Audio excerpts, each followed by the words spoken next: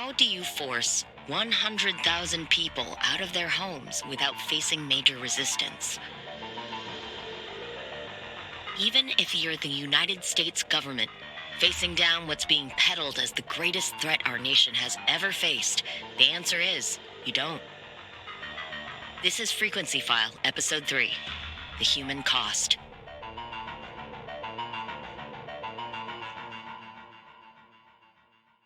Last episode, I reported all the cold, hard facts I could get my hands on. If you missed that episode, here's the summary. There wasn't much. Now, we jump tracks to the stories of the people, to knit together old records and eyewitness accounts to form some fabric of the true story. Whoever's job it was at ARDA to suppress stories did a really good job. What they did to keep that sheer number of people from talking, and then to smear the stories that did come out, was a masterstroke of obfuscation. Unfortunately for ARDA, the cases that made it all the way to court became public record. And the facts were these. ARDA played nice at first with a generous relocation package.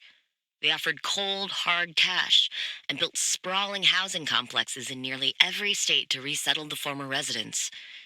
These new communities were built as idyllic, white picket-fenced neighborhoods where you were sure to be surrounded by all-American families who shared your same values, while enjoying the benefits of government-subsidized grocery stores, school districts, and manicured public parks.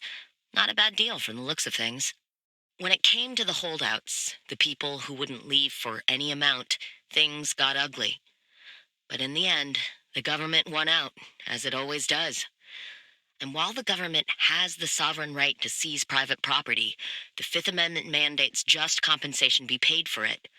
But it doesn't specify when or how this compensation be made, and many dissenters ended up with nothing through good old loopholes and bureaucracy, some of whom are still pursuing their claims to this day. But the chilling thing is, those left with empty pockets consider themselves lucky. There's a saying they mutter amongst themselves under their breath, that at least they had the luck to not live in Sierram. Of the witnesses to the Sierram disaster that are still alive, most aren't willing to speak to me. But one eyewitness account remains the most damning report of what happened. Meet Lou Arganza. She was 9 when she last saw her parents alive. You were born in the zone?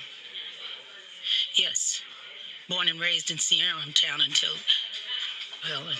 it wasn't a town anymore. Lou was evacuated from the zone on February 13th, 1973. Can you share what you remember from that day? Sure. I was at a week-long wilderness camp, this yearly thing my elementary school would put on.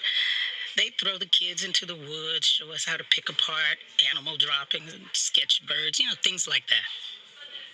It was my favorite thing as a kid. But that year, I really didn't want to go. Something called the Limb Fair was coming to Sierram, and I begged my dad to let me stay. He told me I could see it the following year. Well, that obviously didn't happen. The Limb Fair.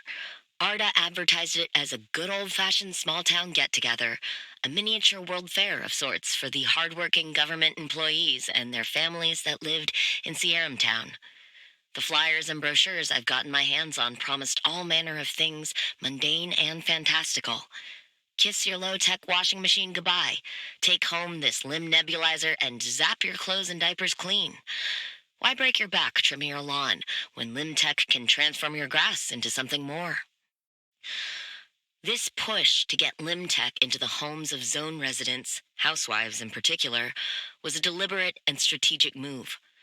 The cynical reason, and most popular interpretation, is that it was a PR push to rehabilitate Limb Tech's image. By 1973, there'd been enough reports of radioactive fallout and inexplicable disappearances that suspicion of what ARDA was doing was high. Where were you when the Sierram incident happened? At base camp about 20 miles out of town. The sirens went off during dinner, and we barely had time to wonder whether it was a drill or real before the shockwave rolled through. Luckily, we'd been through the disaster procedure days before.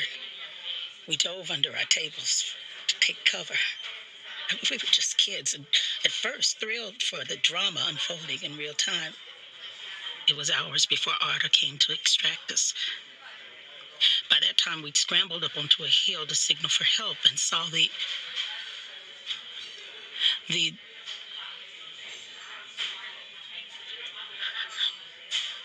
Take your time. It's been 20 years and I still can't go anywhere near a county fair of any sort. What did they tell you had happened? Nothing. They were all business, hurrying us onto the trucks with boarded up windows. We weren't even allowed back in our cabins to pack our belongings. They breezed us out of the zone. It wasn't until days later, when most of us were deposited in an orphanage, that we learned that our parents died. Lou's account is one of the most damning and holds up to the best of my verification efforts. She's told that story many times and hadn't changed this story in the ensuing years. Chalk it up to good memory or deeply seated trauma, but it is, as far as I can tell, real. The stories from others, however, inspire a healthy dose of skepticism. Those who weren't too scared of government retaliation were few. And the ones who shared their stories loved their 15 minutes of fame a little too much. Any talk show or gossip rag or cheap date willing to listen heard from these types and made piecing together the zone's true history for someone like me, decades later, a migraine-inducing experience. Because these stories, as every good gossip knows, morphed over time. What started as the most powerful lightning storms recorded on Earth turned into UFOs touching down. An innocent spiderweb became something to be avoided on pain of death. A grassy lawn, left untended, became a feeding ground for something called burp bunnies. The tales became taller as the years went by, and the more I heard, the more my suspension of disbelief left me. And while the Sierra disaster was only one of the many incidents that occurred over the zone's 32-year history, it is the one I return to as a prime example. Whatever happened there in Sierra is the type of disaster that caused the creation of the exclusion zone in the first place. We can extrapolate from what little we know of what happened here. If this is the one story to get out, how many more horrors did limb technology cause? Finally, back to the question of Ophelia Turner. The fact is, most of the people I spoke to didn't know her.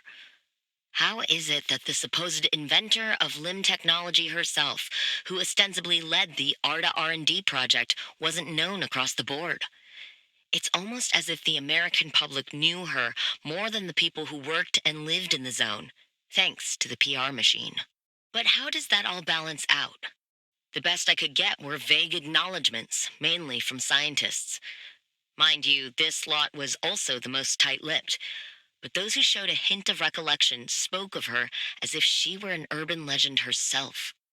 I mean, I heard her name from time to time. Never saw her once, though. I don't remember an Ophelia. But there was an Alan Turner who was heavily involved in limb R&D. Not a lot of women in the labs. I would have noticed one for sure. Curiouser and curiouser.